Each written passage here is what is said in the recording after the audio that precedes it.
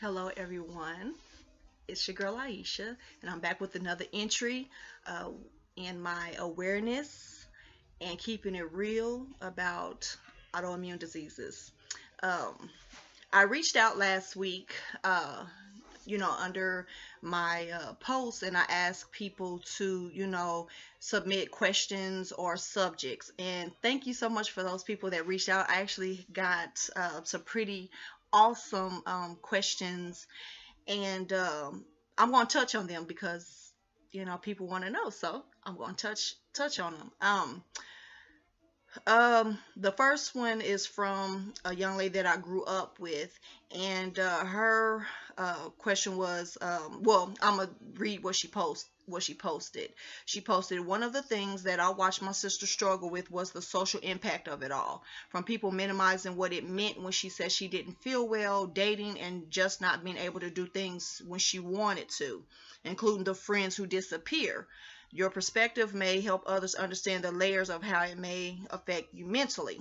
This was awesome, and I'm happy that she reached out.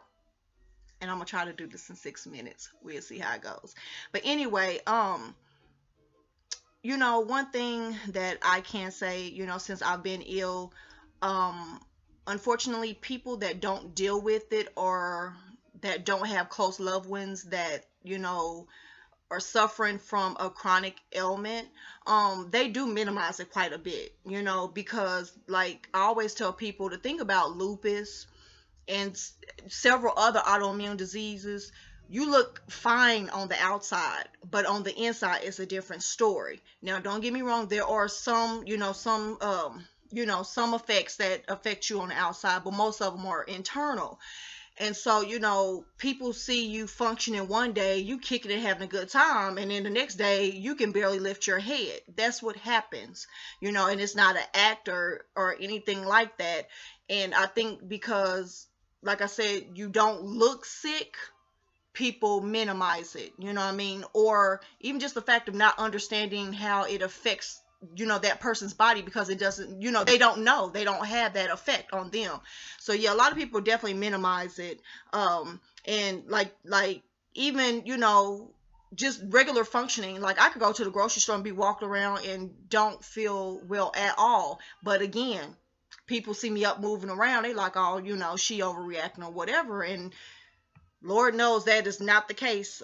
You really feel horrible, sometimes. Well, I ain't even gonna say sometimes. Most of the time, a lot of people that have chronic illnesses, we learn how to mask things so well. We've learned how to master hiding and faking and fronting. You know what I mean? Just because you don't want to deal with so many people minimizing, how you feel. So we put on a fake front, smile, act like we bubbly and everything's okay when that's not the case. So that's definitely something I know oh too well. And it is frustrating not being able to do the things that you want to do. Like I mentioned a few minutes ago, like I could have a ball, on Saturday, and then I am down that whole next week.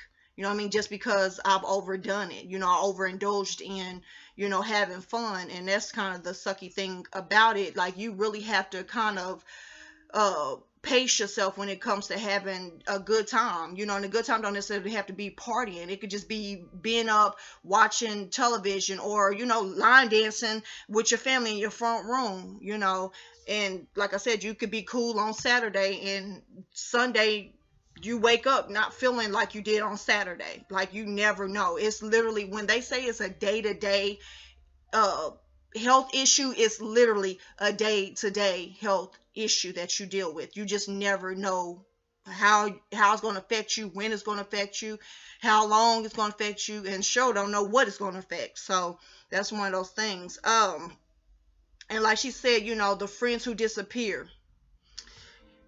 Well, I'm going to keep it real. I've lost a lot of people that are so-called friends, you know what I mean? Just because, like, I can't do the things that I once used to do, you know what I mean? And I don't know, I don't try to make it a big deal, but even just like I said, people picking up the phone, or not even picking up the phone, texting me saying, hey, you cool, you good?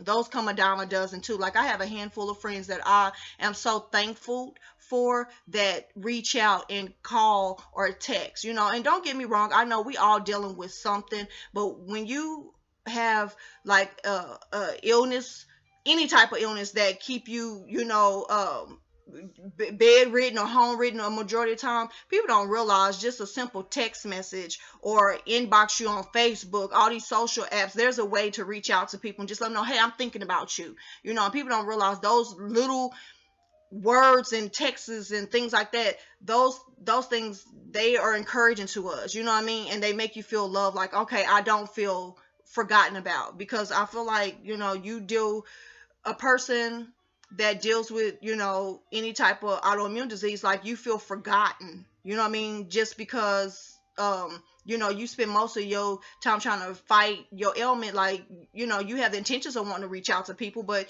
you got so much on your mind just trying to fight to live, it's, you don't have really the time to reach out to people, and that happens quite a bit.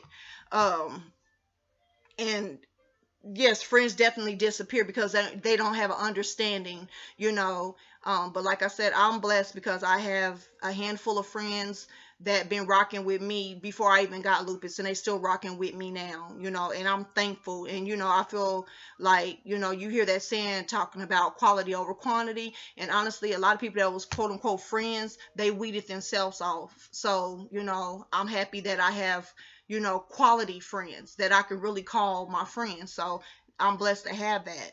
And not only that though, but it's a blessing that you make friends with people that understand where you're coming from and what you're dealing with. They might not have lupus or fibromyalgia or, some of the other autoimmune diseases, but still, they have some type of ailment that they could relate to, So you make new friends, and that's crazy, but you make new friends because y'all can relate, Now, she was also asking me like my perspective on understanding layers of how it affects you mentally. People don't understand one thing about lupus, and even now the findings of fibromyalgia, it definitely affects you mentally. Okay, the illness definitely affects your brain. It messes with your chemicals, throw your chemicals off. So it definitely affects you mentally. I don't talk about it a lot, and that's just because I've always tried to be a person of strength. A lot of people see strength in me, so that's something that I've always tried to uphold, is just being a strong woman. However, like I told y'all, this is keeping it real. A lot of people don't know I actually deal with depression and anxiety really bad. Okay, I'm not afraid to say, yes, I've been on medication for my depression and anxiety. I've also talked to a counselor for my anxiety and depression.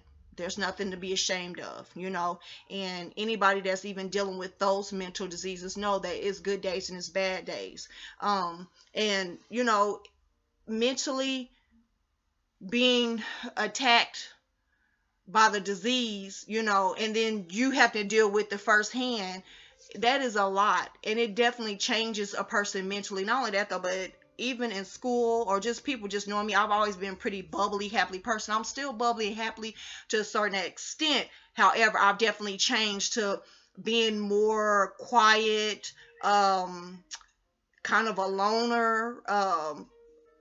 I don't put myself out there as much, I mean? I don't want to say, well, I am shy, yes, but I don't want to say it's a shyness, but I've become more of an introvert. That's the best way to put it. You know what I'm saying? So things that I would outwardly do at one point in time, I just keep them on the inside. Even expressing how I feel, what I'm thinking, I'm not going to sit up and lie. Not only that though, it makes you, it brings a lot of doubt in you too. You know what I mean? Like, you always wonder, like, well, I wonder what so-and-so is thinking about me. What are they saying about me? You know what I mean? Those things also mess with your mental as well when dealing with autoimmune diseases or any type of ailment. And that's something that I've had to deal with, you know what I mean? Because people are not so understanding, you know what I mean, about certain things. And it makes you sad, just because I don't know, like, you do change, you know what I mean? And it mentally bogs you down, and mentally you're just not the same person, and I don't want to say it's embarrassing, but it kind of is embarrassing, you know what I mean? Because it's like, dang, you know, not having control over yourself because this disease is like plaguing you, you know what I mean? It's like, dang, you know, you just feel off and you don't feel right, you know. And not only that though, but you know, I've never been a person like, anybody that knows me know like looks is not a big thing to me. Don't get me wrong, I thank God for, you know, making me, you know, who I am. However, I am a strong believer of internal beauty. That's something my grandmother, the seed that she sowed in me. So that's something I can even see, I can say that I'm working on even more, and I have been for years now, is making sure that internally, you know, you're beautiful, because it does change you physically. You know what I'm saying? I'm sorry, I can't be a thick chick. My body ain't bagging. My body ain't banging. You know what I'm saying? I am a little fluffy girl, you know.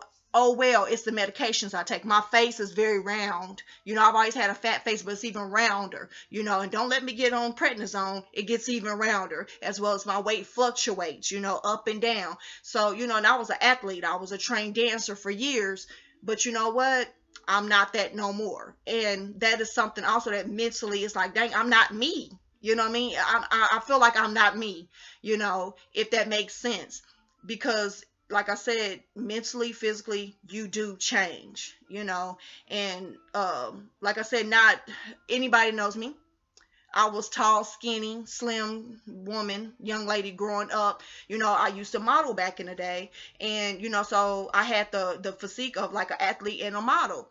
Not so much as an adult, you know. And so it's hard trying to adjust to that. You know, I have a little bit more thighs to put in jeans. I didn't have that problematic issue. I might have a little muffin top. Oh well. I put on a bigger shirt. It is what it is, you know, but by the same token, it messes with me mentally. Sometimes like, dang, you know, I want to lose this weight. I want to tone it up, you know. And there's something else brings up a point. A lot of people will say, well, won't you work out? When your body is breaking down, your muscle memory is breaking down, your bones and muscles and tissue and tendons, all this stuff is being affected. It's hard to do that. You know, like I've actually been kind of working out a little bit, you know, with my daughters. You know, we've been walking and we've been doing like line dances and, you know, doing different dances or whatever. Baby, when I tell you that every part of my being has been hurting, it has been hurting. So guess who got to sit down? Me. And that makes me mad. So, you know, mentally that messes with me, because in my mind, yes, I want to go walk, you know, and people say, well, go walk on the treadmill. That messes with my equilibrium. You know what I'm saying? So I can't do that often. So it ain't even like excuses. It's just a simple fact of you literally cannot do the things that you used to do. You know what I'm saying? So that affects you mentally. Also, people don't understand too, like having like what they call lupus fogs or fibro fogs. It clouds your memory. It clouds your judgment. You know what I'm saying?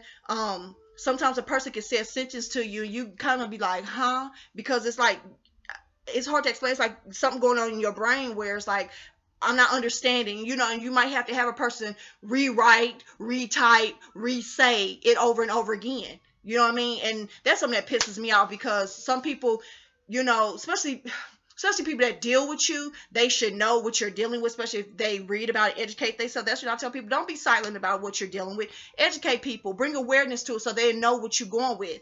You know what I'm saying? And it makes you mad when, you know, you tell people certain things. And like for me, I am forgetful. Why? I have no idea. I'm very forgetful. I could be, you know, I can remember something that happened 5 years ago, but maybe something that didn't happen 5 minutes ago, or something that I said 5 minutes ago, but I can remember something 5 years ago. And it's crazy. You know what I mean? And people have to understand that, you know, it slows us down, and our brains are kind of slowed down when you're in a fog. Like you can't think. I have a girlfriend that she was out through the drive-through with her daughter, and she forgot how to count money. That happens. And so, you know, mentally it does definitely affect us, you know. And then, like I say, dealing with the illness affecting your brain, and just dealing with self, you know, and your own, you know, mental health, it's a lot to bear, and it definitely does change. So that's, I kind of went way over, but oh well, I had to get this out. But those are kind of things that I want to kind of talk about. I mean, if there's something specific that people want me to go into in depth with, definitely hit me up, let me know, and I can even, go into depth. But that's, that's a little bit I just want to share. And I want to thank my, like I say, one of my childhood friends, Felicia, for giving me this topic to talk about. And I definitely have some others from some other friends that definitely gave me some ideas to talk about. And as always, I tell you guys, especially my brothers and sisters that's out there fighting any type of health ailment, we got to keep on fighting. We can't give up. And a lesson that came to me: we try to be so strong, we cannot forget to be weak. It's okay to have a weak moment, but you allow that moment to happen. If you got to cry it out, write it out, whatever you got to do, allow that moment to happen, and then pick yourself up and then keep on fighting. Try to stay positive. Make sure that you have positive people surrounding you. And like, all I can keep on saying is that we just got to keep on fighting. We cannot allow any of these diseases to silence us. We have to be heard. We have to be a voice, and we have to teach people around us what's going on with us, so, we don't feel alienated. And, people just have an understanding of what you're going through. And like always, I leave you guys with light, love, positivity, good vibrations. And until next time, just keep on keeping on. We got to keep on fighting. And I will chit chat with you guys later. And thank you again for tuning in. I will talk to you soon. Later.